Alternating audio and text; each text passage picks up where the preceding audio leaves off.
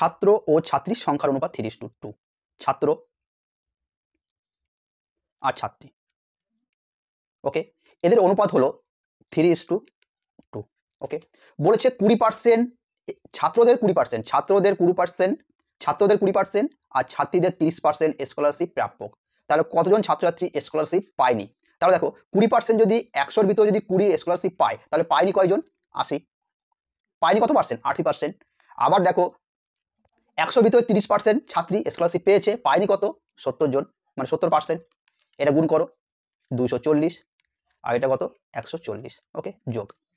এরপর কি বলেছে? কত শতাংশ ছাত্রছাত্রী স্কলারশিপ পায়নি? ছাত্রছাত্রী কত ছিল? 3 আর 2 5, বাই 5। ওকে, এরপর দেখো 0, 4 4 8, 2 রেখে 3 5, 5 7 35, 5 6 30, 76%। ওকে, তাহলে এই অঙ্কটার অ্যান্সার কোনটা? ডি।